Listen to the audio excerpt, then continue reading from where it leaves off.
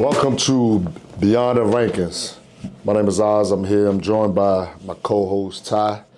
Beyond the Rankings, name very standard. I'm sure a lot of you folks might be thinking, what does that mean? So Beyond the Rankings, just a thing we came up with a lot that's going on in youth sports. As many of you guys know, in sports now, what drives a lot of people, what drives family, kids, is the rankings, right? So we get caught up in what does these rankings mean. Now we have situations where kids as young as 5 years old are being ranked. And so for our podcast, we want to talk a little bit about just the diversity of sports in general, especially in the youth space. It's not about ranking. It's about, obviously you putting in the work. I'm sure a lot of you guys have heard that over and over and over again. So we're going to tackle a lot of those when it comes to stats, what you need to do, how you need to prepare, your approach, the social media aspect of it. When you think about what's the right move, what's not the right move, it gets tricky because a lot of times we do have folks that influence us in that space when we're trying to make these decisions. And this is for the parents because you guys are sometimes caught in a situation where you trust so much.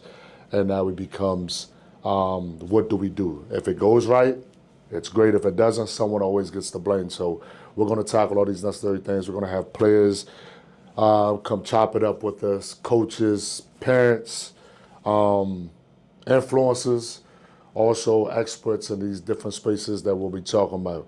So I'm going to turn it over to my co-host, Ty, let him talk a little bit about his space. Ty's a great football player who's currently a free agent, who's trying to find his way into the space right now. And he's a prime example of what this process is and as he continues his journey. So Ty, let's dive in a little bit, talk about your experience, how this has been going for you last couple of years and then going through the combine and trying out for teams, having so many teams throughout the league looking at you and you showcasing your talent. So what was that like? And we can start from the start to where you are right now in that process. Honestly, it's been a crazy process. Like, for me, I would have never thought I was going to be this far. So just getting a free education from Robert Morris is just a blessing in by itself. But for me, I played for Westlake Bulldogs. It was like the takeover of youth football. So we played there. I think I lost probably 8 games in 8 years. So we was really like that.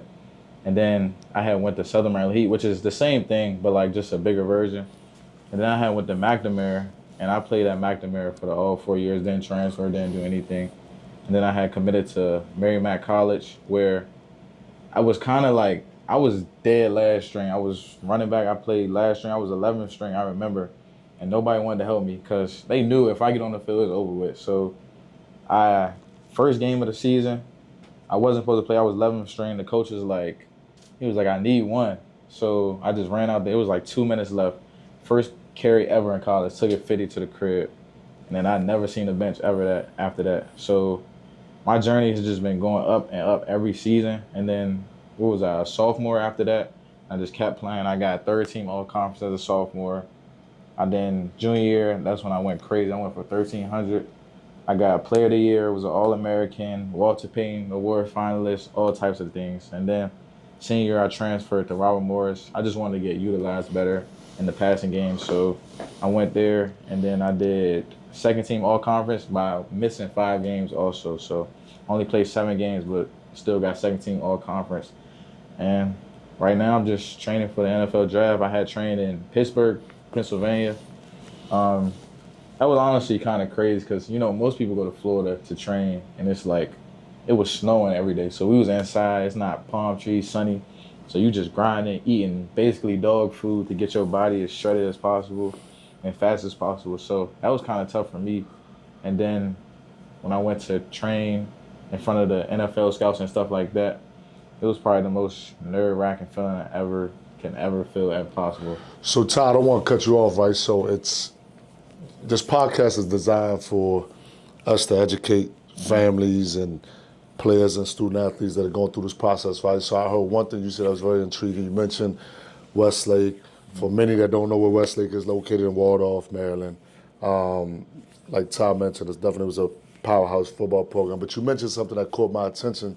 You said, nobody wanted to help you, right? And I've heard that throughout my coaching career, been coaching since 2003, right? Still sort of doing it. When you say nobody wanted to help you, what exactly does that mean? Because again, I think it's very vague and it's broad, but in terms of, were you seeking out help? Were you expecting someone to help you? Or what did that look like? I mean, honestly, I was expecting somebody to help me because that's the type of guy I am. Like, I like to bring the youngest in and then help them because, like, if you're confident in your craft, like, you don't think nobody going to take your spot. So, for me, it was just like a rude awakening. Like, oh, yeah, this is what college is about. Like, I'm not waiting on nobody. You got to go get it. Because me, I just thought, like, my talent was just going to take me as far as my mental aspect. But the mental aspect is a part of the game, too. So, I had to learn the playbook on my own fast if you want to play. You got to talk to coaches, stay after, watch film, all types of stuff. So, I just had to learn it myself because obviously nobody wanted their spot taken. And if you recruit in a position, obviously the coach doesn't have confidence in the people that's already there. So they recruited me to play, and they didn't want to see that. So I had to just teach myself and just learn the craft and just be me. So, and that's what got me on the field, and I've never seen a bench ever since. So a follow-up to that, you mentioned a master your craft and doing it now. With your parents, very familiar with your dad. Did they wake you up to get up to go do these things, or was this something that you want to do? You know what? This is what I want to do. In order for me to get here, I got to do this, or was it mom or dad saying, hey, you know what, Ty, you got to get up, you got to do this? Like, what role did they play, and who facilitated that whole movement for you to get to where you are now?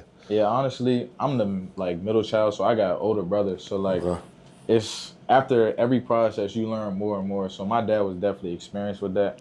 So he already had the workouts for me, 3 workouts a day, 2 workouts a day, just getting up. Obviously, I'm a fat kid. Like, I ain't really trying to get up for workouts. But, like, now, seeing it now, like, with my little brother, so I'm teaching my little brother this now. It's like I got every recipe you can ask for as a big brother. So it's like, why not listen to me now? Because, like, I didn't listen as much as I should have, like, getting my body right. Because if I looked like this when I was in high school, like, I would have stars are ceiling. But, yeah, my pops definitely helped me get to where I am right now. So now you're saying if your body, and I think that's a lot we deal with now with student athletes, right? We deal with a lot of them right now. And so for me, I've had countless conversations with players when it's, if I have to track you down to come to the gym or on the field, then I want it more than you, right? So you could have easily fallen into that, but what was your drive? What made you push through where your dad or your brother, even watching your older brother, like you said, you saw him do it, what was it that said, you know what, I've watched him go through that, I'm gonna try to do better? Honestly, I wouldn't even lie to you. Like, my first time really understanding that was probably last year. And, like, it's kind of hard when you have coaches who haven't played your position or did the things that you did and you want to do. So it's kind of hard just to listen to them. So I really didn't see it through until I had a coach last year, Coach Rome. He played in the NFL. He played for the Falcons, went to Syracuse, did basically everything I did as a running back. And he played running back, so that's my same position. And, like, he just installed in my brain, like, you really got to work. Like, you really got to want it for yourself.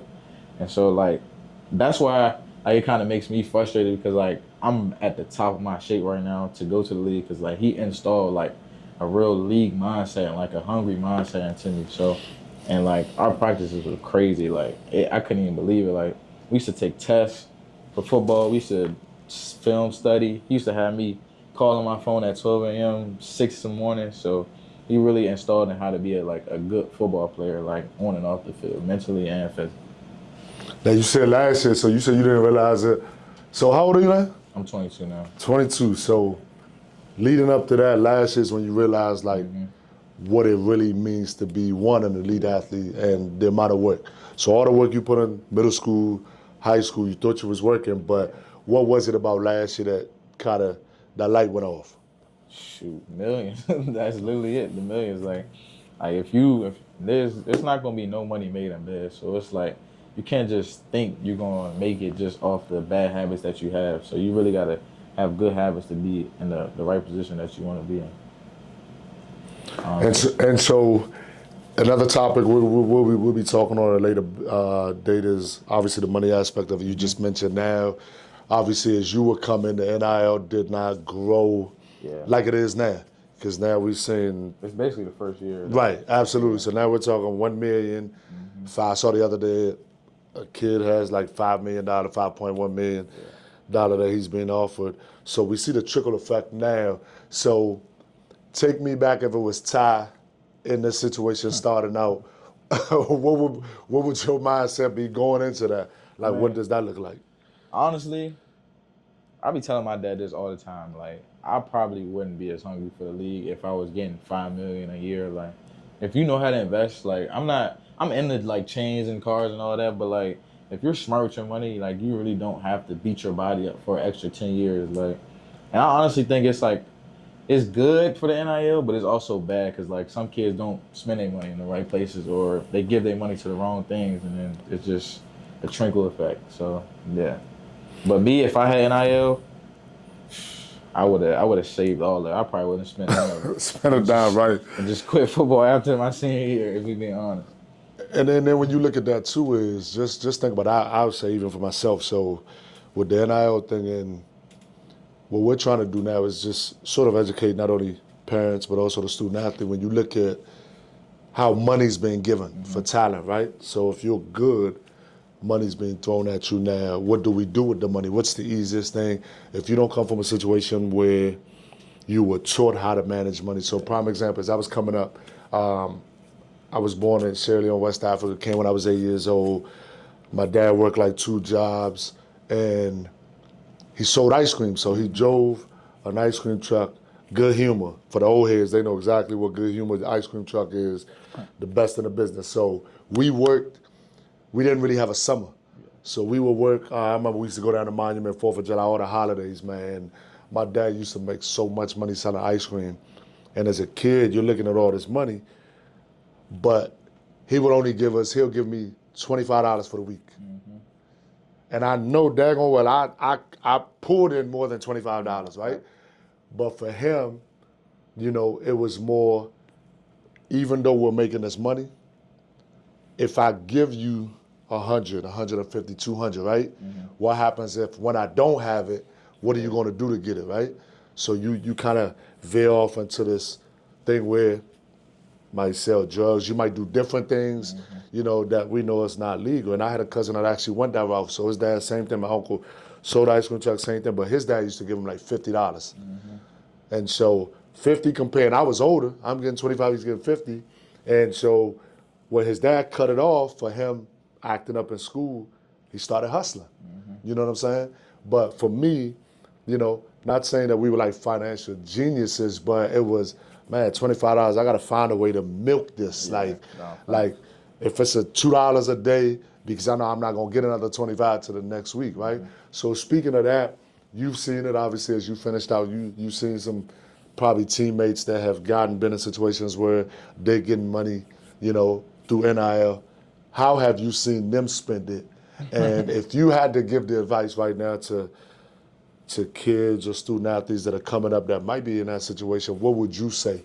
Honestly, just spend it in the right places. Like, I feel like, because like you said, kids come from different places. So like if you got a kid from Southeast or you got a kid from like Annapolis, it's 2 different places. So sometimes you just got to take care of your peoples. But I feel like it gets to a certain like point where you take care of them. Like you not nobody's like dad or mom. So like you just break them off a little bit and then you invest your money in like good places. Like my friends right now, they invest their money in like other things like helping me with my clothing brand and stuff like that. So they still making money and stuff. So my friends, they invested well because like obviously they got good people in their corner, and it all factors to who's in your corner. Like obviously if you got people who's just needing you and just ask for money, and it's not a good situation. But like if you got the right people around you, I feel like money can last forever. So I want to touch on that real quick because I do believe when you look at us kind of growing and building whatever we're building, you mentioned something about having the right people in your corner. What does that look like? Shoot, I always say surround yourself with people who do the same exact thing as you. Like if you a football player and you hang with a drug dealer, then obviously you're gonna get influenced by Yep. stuff like they do. But if you hang with a person who plays football and then you play football, like if he working out, then you're gonna be like, oh, I want to go work out. Like it's you are who you hang around. That's just been my motto. I never put myself around nobody who's not doing the same thing that I want to do or want to do in the future. So yeah. And that's important too, because again, when we look at the space we're in and we talk about influences and what can happen, I want to touch on something brief because I know this is sort of like a totality of what we'll talk about these podcasts, and we'll dig deeper into it as we get into different segments in our latest show. But social media aspect, talk about something social media that everybody has. You walk down the street, everybody's on their phone. You in the building, you in the office, everybody's on their phone. You've had social media. I follow your page. You know, you post good content, things that make people read, at least think, not a lot of the wild things we see.